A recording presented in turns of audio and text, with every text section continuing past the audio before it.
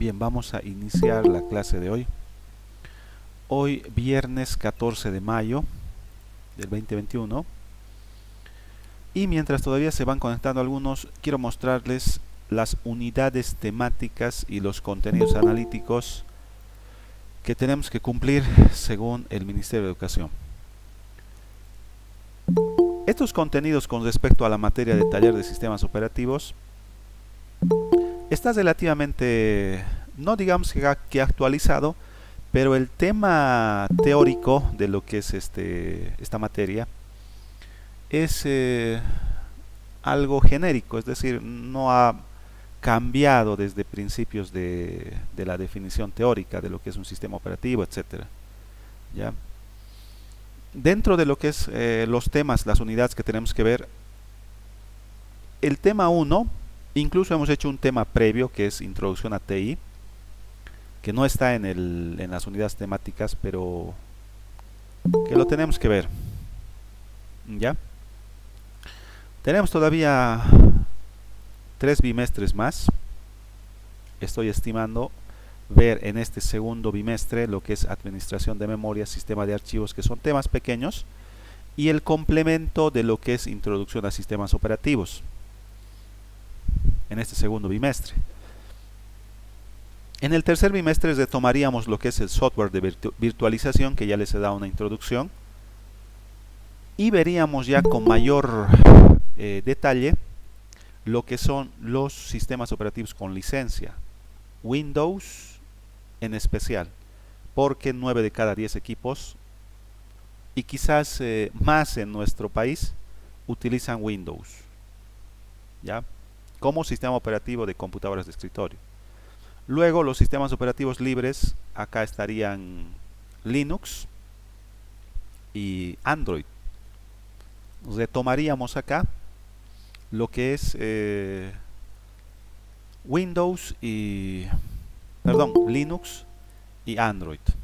Ya dentro de lo que son los sistemas operativos con licencia, Windows, retomaríamos un poco el tema de los comandos con PowerShell, etcétera. Y en sistemas operativos libres veríamos también un poco el tema de el shell de Linux. ¿Ya? Y los utilitarios, que es un tema complementario. Algunos programas que quizás les va a ser útil a ustedes para poder administrar un sistema operativo. ¿Ya? Bien, lo que vamos a hacer ahora es el complemento a lo que es introducción a sistemas operativos, el complemento teórico, para entrar ya de lleno luego a lo que es la administración de memoria. Para ello nos vamos a basar en 2 bibliografías que son las más utilizadas. Ya inicialmente vamos a utilizar el famoso libro de sistemas operativos modernos del autor Andrew Tannenbaum como bibliografía oficial. ¿Ya? Solamente yo tengo la tercera edición. Voy a ver si puedo comprar la edición 4, pero yo lo he estado leyendo en portugués. Acá está en portugués la 4ª edición, pero prácticamente no hay diferencia dentro del contenido teórico. Esto está en portugués, pero no hay diferencia.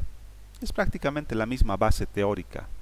Así que tal vez no. Si puedo voy a adquirirlo y les voy a compartir las partes más importantes. ¿Ya?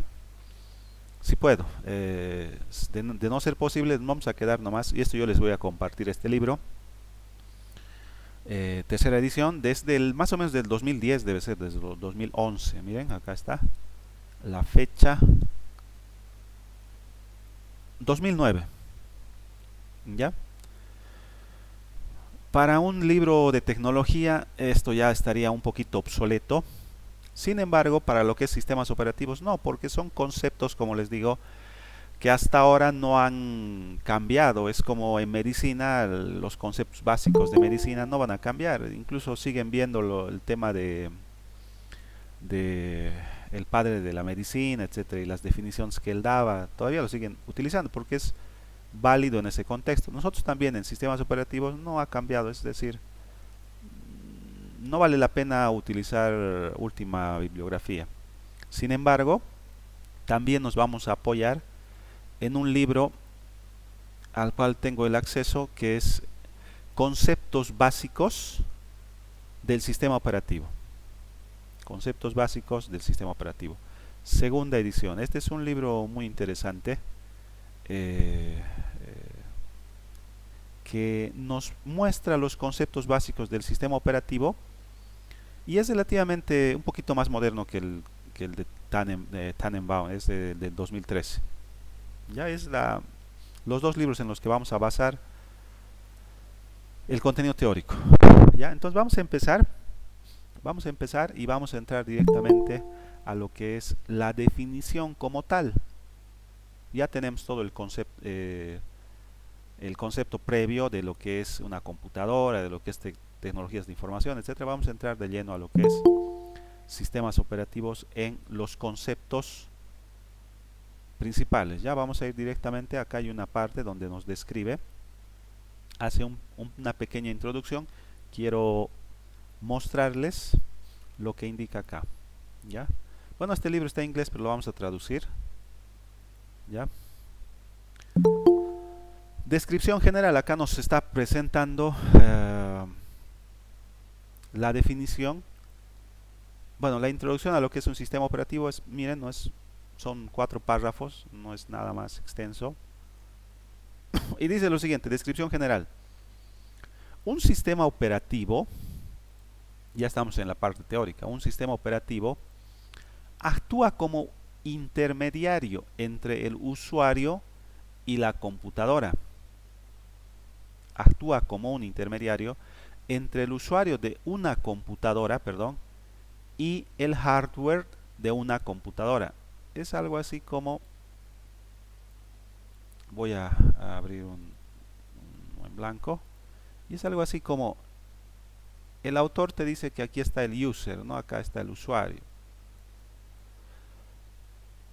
y nos indica que el usuario de una computadora, es decir, un dispositivo que cumpla con la definición que nosotros habíamos hecho, puede ser una computadora portátil, una computadora de escritorio, pudiera ser un servidor también, independientemente de las características. Nos dice que el sistema operativo actúa como un intermediario. Acá está tu hardware, tu parte física de la computadora, y el sistema operativo actuaría, como dice acá, como un intermediario. Está acá en el medio. Este es el sistema operativo. Es como un intermediario entre el usuario y la PC. Ya noten que cuando hablamos de PC estamos hablando de computadora personal, de los términos en inglés, personal computer, ¿no? Es un intermediario. ¿Por qué? Cuando nosotros vamos a usar una computadora, necesitamos que el manejo de la computadora sea transparente. ¿A qué me refiero con transparente? Por ejemplo, haciendo una pequeña analogía. Cuando ustedes están en un auto, van a manejar un auto o una moto, ¿cómo encienden ustedes el vehículo? Lo que hacen es agarran la llave, colocan la llave en el contacto y giran la llave, lo cual internamente hace todo un proceso interno que un mecánico te lo puede explicar. Te va a decir, ¿no?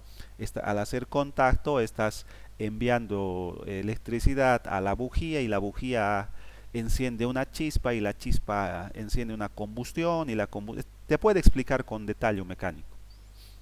Pero el conductor en realidad no necesariamente tiene que saber cómo funciona internamente. No necesita, es decir, solamente pone la llave, gira y ya está. Eso es transparencia. No necesita saber cómo funciona. Lo mismo para frenar. No necesita saber el usuario qué es lo que pasa internamente cuando tú frenas el vehículo. Que en realidad hay unos mecanismos hidráulicos que hacen que cierto dispositivo mediante fricción reduzca la velocidad, etcétera. No nos interesa. Un mecánico te lo puede explicar con claridad, ¿ya?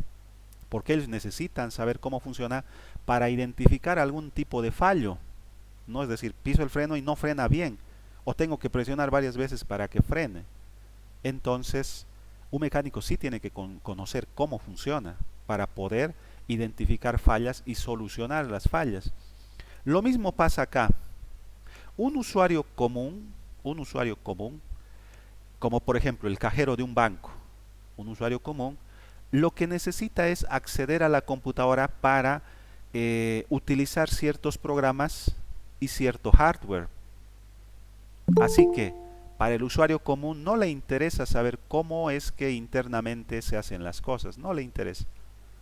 Pero a nosotros sí nos interesa saber cómo funciona. Nos interesa porque tenemos que identificar fallas que pueden existir en el sistema operativo para tratar de solucionarlos. Pero esa es la definición que hace este libro y que es muy interesante. Dice, ¿no? Un sistema operativo actúa como un intermediario entre el usuario de una computadora y el hardware de una computadora. Lo hace transparente. Cuando tú colocas tu memoria externa y tú le dices, no, guardar esta página, le dices guardar como, y tú eliges tu dispositivo externo y le dices guardar, internamente lo que va a pasar es que un proceso en el que se va a copiar el archivo físico al dispositivo extraíble. No, pero al usuario común no le va a interesar ese detalle. Pero acá sí, porque hay un hardware de por medio que es el que se encarga de hacer todo en realidad. ¿Ya? ¿Qué más nos dice? El propósito de un sistema operativo es proporcionar un entorno en el que el usuario pueda ejecutar programas de una manera conveniente y eficiente. Un sistema operativo el propósito de un sistema operativo es proporcionar un entorno en el que el usuario puede ejecutar programas de una manera conveniente y eficiente. ¿No? Entonces, ese entorno que nos permite el manejar programas, etcétera, debería de ser una manera conveniente y eficiente. Eficiente entre comillas, ¿no? ¿Qué es eficiente para un usuario? Eso es un poquito difícil de determinar, pero al nosotros ver que el sistema operativo Linux no es muy utilizado a nivel mundial, pudiéramos decir que dentro de este entorno conveniente y eficiente, Windows tiene una mejor posición desde ese aspecto. ¿Por qué? Porque en el tema de Linux, quizás el tema central ahí puede ser la seguridad o tener un sistema operativo robusto, pero son algunos aspectos que al usuario final no le va a interesar. No le va a interesar. Por eso utilizamos Windows, yo estoy utilizando Windows. Por eso la mayor parte utiliza. Porque es conveniente, obviamente, es conveniente. Es conveniente, es muy fácil de utilizar, muy estándar, mucha gente lo tiene, los programas se instalan con facilidad, etcétera, y eso es lo que yo quiero como usuario, ¿no? Vamos a profundizar un poquito en el tema de Linux. Finalmente, un sistema operativo es un software. Acá ya está hablando de lo que es un sistema operativo. Un sistema operativo es un software en realidad, es un programa lógico. Obviamente este software está constituido por varios elementos, varios programas tiene este software. Pero acá, para hacerlo transparente, el autor te dice, ¿no?, ¿qué es un software? Compuesto, yo les explico, ¿no? Acá les digo, complementando un poquito, que está compuesto por muchos softwares, dependiendo también del sistema operativo. Windows, por ejemplo, tiene un conjunto de programas que componen Windows. Pero ¿qué es lo que hace? Te dice, es un software, si es parte lógica, pero se encarga, dice acá, que administra el hardware de la computadora. Administra el hardware de la computadora. Todo, en realidad, todo los cálculos que hacemos. Si ustedes ya están programando con algún lenguaje de programación en otra materia, tú haces un programa que digamos calcule eh, el área de un cilindro, por decir. No algo sencillo. Tú haces tu algoritmo que calcule el área del cilindro, pero lo que en realidad va a calcular el área del cilindro no es en realidad eh, el código que nosotros estamos generando. No, nosotros estamos utilizando un lenguaje de programación que utiliza un lenguaje de alto nivel que para nosotros es, por ejemplo, una suma, es el símbolo de más. Y para nosotros esto es sumar. Tú dices variable A más variable B, entonces para nosotros es algo transparente, suma dos números. Pero esto luego, la suma, se convierte en un lenguaje de máquina. En un lenguaje de máquina. ¿Por qué? Porque al final el procesador no entiende para qué sirve el más. Este es otro idioma para el procesador. El procesador solamente entiende el lenguaje de máquina. Así que cuando tú le dices más, se convierte en lenguaje de máquina y el procesador puede interpretar y decir, esta palabra de acá es sumar. Entonces él agarra lo que está en una posición de memoria con lo que está en otra posición de memoria y lo suma a nivel físico. El procesador tiene componentes físicos, circuitos por así decir, que van a hacer que ciertas posiciones de memoria que almacenan cierta información en binario puedan ser sumados, pero de forma físicamente. En realidad lo que está haciendo el cálculo es el procesador físico. Con toda la circuitería que tiene compleja ahí adentro, es él el que hace el trabajo. No es tu programa. No simplemente tu programa. Hay otro programador que ha hecho un programa para que tú programes. Eso es lo que ha hecho. ¿No? Hay programadores más avanzados que han creado C Sharp y que te lo han puesto facilito, que tú simplemente pongas más y sumes dos variables. Pero internamente todo se hace a nivel de hardware. Es lo mismo en nosotros, ¿no? Yo te digo cuánto es 2 más 2 y si tú me dices que es 4, no es que en realidad tu cerebro, por así decir, o tu cabeza lo ha calculado. No, a nivel físico se ha hecho ese cálculo. Un conjunto de neuronas que tienen en tu cerebro han pasado cierta información a través de impulsos eléctricos, porque el cerebro también trabaja con electricidad. Y todo eso pasa internamente en el hardware de nuestro cerebro, es a nivel físico. Y nosotros somos capaces de interpretar ese resultado. Lo mismo pasa acá, por eso es que el autor nos dice que el sistema operativo es un software, pero que se encarga de administrar el hardware de una computadora. Eso es lo que hace. Administra el hardware, porque tienes muchas cosas que administrar, el procesador, la memoria, los archivos. Por eso acá en el contenido de la materia está sistema de archivos, administración de memoria, dentro de los temas que tenemos que ver. Administra el hardware. Ahora dice acá, el hardware debe proporcionar los mecanismos adecuados para garantizar el correcto funcionamiento del sistema informático y evitar que los programas del usuario interfieran con el correcto funcionamiento del sistema. En otras palabras, además de administrar el hardware de una computadora, proporciona todos los mecanismos para que todos los demás programas que están dentro del sistema operativo,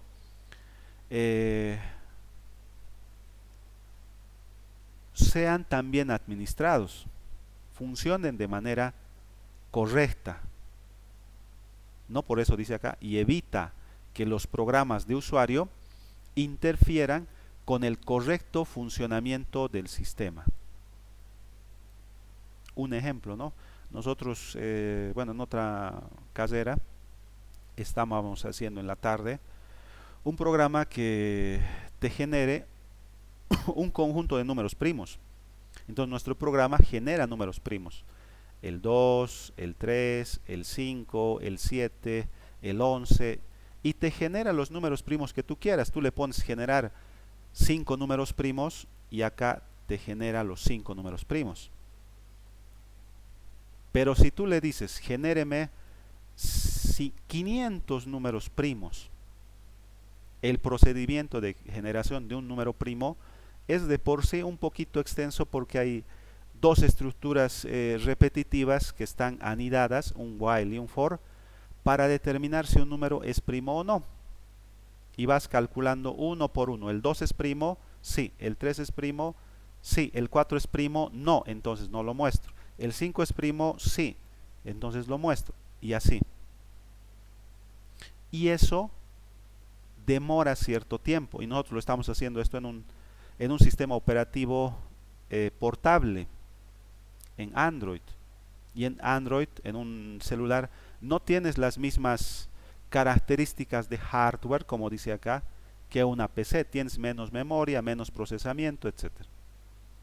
Entonces, la aplicación que nosotros hemos hecho, cuando le pones 5000, empieza acá a calcular y a calcular y a calcular y hace que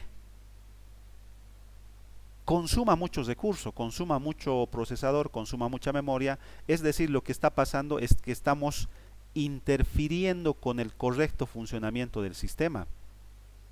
Porque al usar demasiada memoria y demasiado procesamiento, se vuelve lento tu sistema operativo.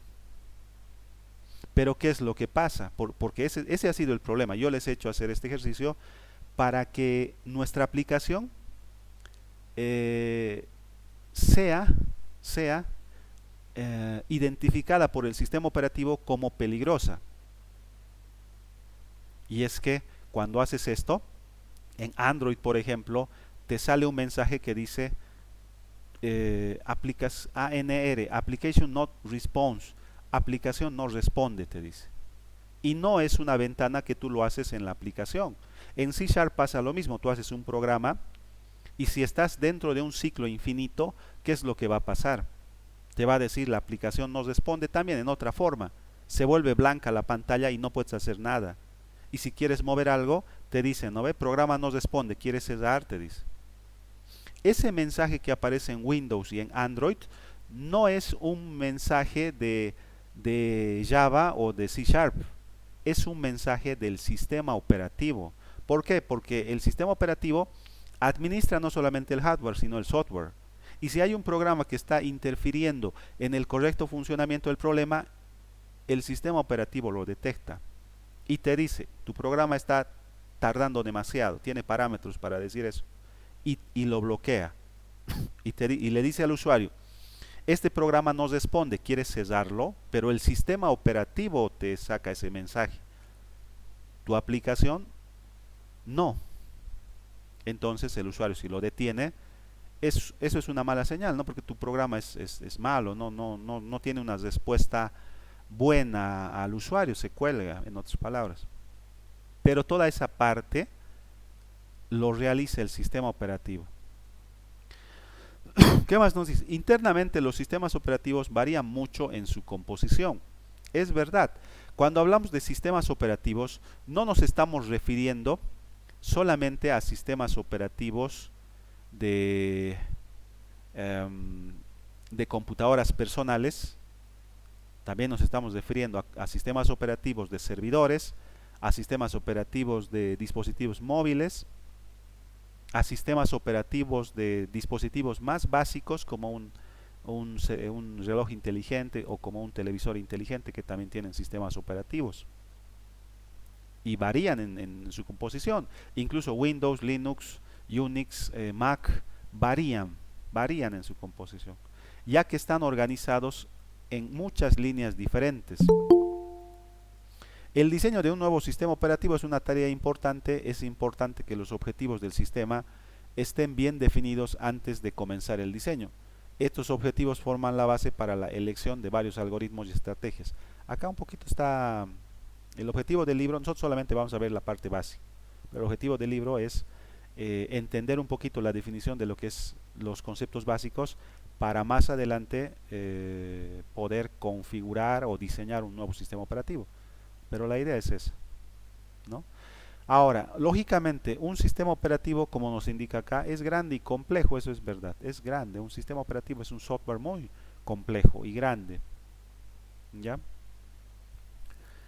Eh, pero, pero los objetivos del sistema operativo como tal son esos: administrar el hardware y los programas que se ejecutan dentro de uno, ¿ya?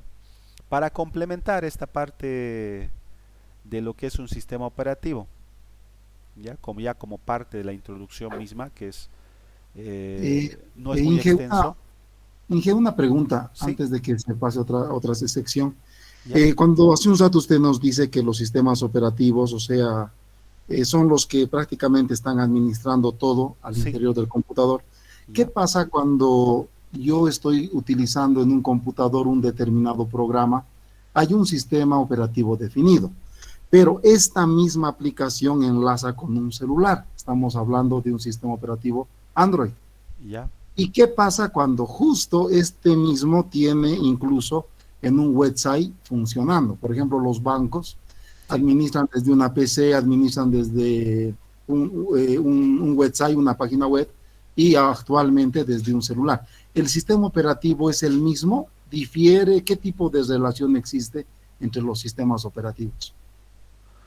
Ya, lo que pasa es que cuando bueno, estamos viendo la parte de introducción de sistemas operativos y estamos un poquito enfocados a los sistemas operativos eh, de escritorio, como Windows o Linux también podría ser, pero hay otros sistemas operativos que, eh, como indicaba el compañero, pueden ser sistemas operativos distribuidos. Un ejemplo, no como en el caso de un banco, como en el caso de un banco,